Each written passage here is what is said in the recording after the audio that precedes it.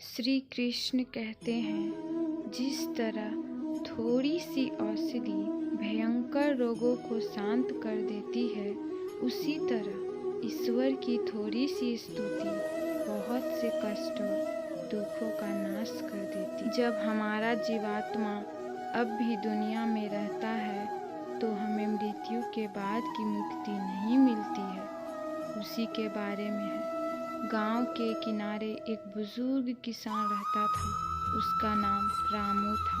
रामू जी ने अपना पूरा जीवन खेती में लगा दिया था और अपने बेटे पोती के साथ समय बिताता था। एक दिन सिद्ध संत उनके गांव आए। उनके आगमन की खबर से रामू जी को बहुत आश्चर्य हुआ। वे संत ध्यान में डूबे हुए थे, लेकिन उन्होंने रामू जी से पूछा और उनकी समस्या सुनी।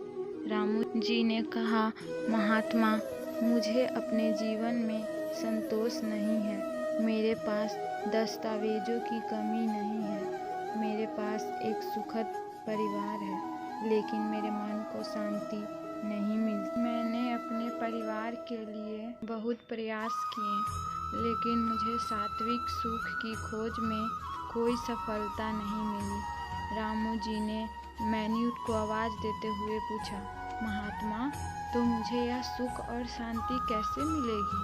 आप मुझे उसे प्राप्त करने का तरीका बताएं। संत ने उद्घोष के साथ कहा, बेटा, तुम अपने मोह और आसक्तियों से मुक्त होकर ही अपने सात्विक सुख और शांति प्राप्त कर सकते हो। जीवन के रिश्ते में बंधक तुम सुख का पोर्टफोलियो में फंस जाते हो। चलो, मैं हथियार अपने साथ भक्ति के मार्ग पर ले जाता हूँ। ऐसा करने से तुम अत्याचारों से पूरी तरह मुक्त हो जाओ। किसान को अपने परिवार से मोह था।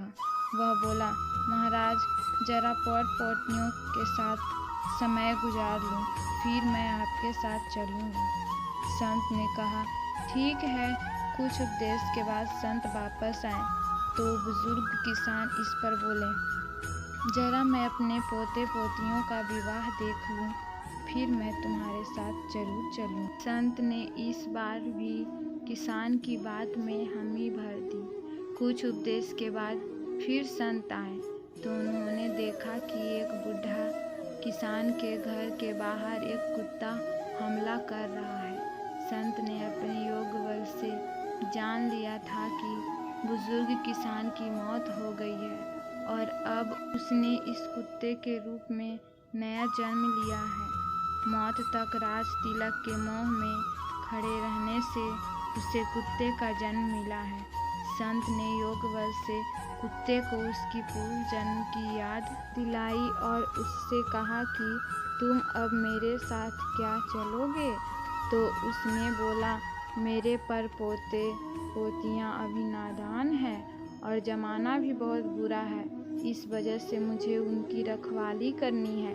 वो सटीक विचार हो फिर से आपके साथ चलूँगा। संत हंसकर बोले, अब नहीं आऊँगा, क्योंकि तुम फिर कोई बहाना खोज लोगे। इस कहानी का सार यह है कि संसारी जीवन कभी भी अपने परिवार के मोह से मुक्त नहीं हो पाता है।